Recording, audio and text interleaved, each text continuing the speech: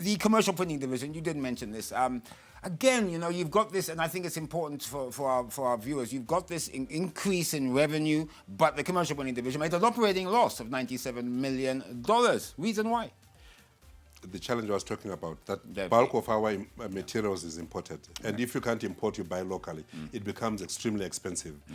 So that was the biggest challenge that we have, because I think over 90% of the material that we use is imported. And the cost of importing vis-a-vis the cost of buying locally, that was a huge cost for us. So we couldn't manage that cost. We also have serious challenges in terms of our machines that had to be taken care of. And these, I mean... Plant and equipment repair, which is also expensive. Some of these equipment have been there for over 20 years. And we have to import spares and so even recapitalization. So in a way, looking at trying to bring in new machinery, plant and equipment, I mean, it's clear that at some point, there has to be some form of recapitalization plan, or at least bringing some form of extra additional money into the business? Absolutely. But one of the biggest challenges has been our margins for commercial printing. We are the biggest manufacturer of beer labels and so on, but the margins are very thin. Then compared to the cost of running the business, that becomes really problematic, especially when you have to deal with import of raw materials, and you have to deal with spares, and you have to recapitalize that business with new equipment.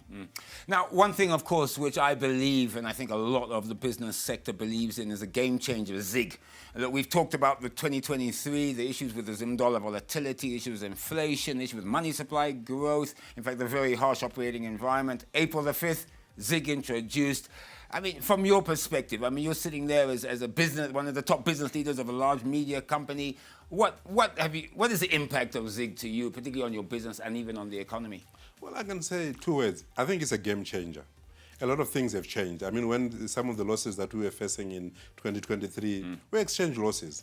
Now with ZIG, there's a bit more stability in the economy. Inflation is now stabilized, sometimes deflation. So that we were having to change prices probably every month or every 2 weeks. But now with ZIG, there is a bit more stability in the economy, and we can plan our business going into the future with more confidence. I remember someone said to me once, they didn't really matter what the exchange rate was as long as it was stable. Because at least then you knew where you were going, right? Absolutely, absolutely. Now, I want to talk now about, I think it's important, your digital transformation drive. I think this is critical. I mean, as you said earlier, Generation Z, I don't know if there's another one after that, Z1, they prefer visual, interactive sorry, guys. Format, they like videos, they like watching YouTube, they like seeing pictures. I think, even I do sometimes. You don't want to watch or read a book, which is please read, guys. So that's interesting. So you're stepping up your digital transformation efforts to cater for this. Now, it's fascinating. 70% of our population under the age of 35, viewing habits changing. What was interesting to me and you, the youngster will never look at today, the audience will look at. I mean, this requires almost swift-feeted management of Zim papers in the sense of trying to identify the content that meets the audiences. Absolutely. Either we digitize or we die.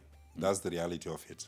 I mean, we used to sell, 120,000 newspapers at peak for the Herald on a daily basis. But now we have, 900 to 1 million people reading us on social media. Those numbers have shifted. And that reality has moved. The issue for us is how quickly do we manage to transition in terms of mindset shifts?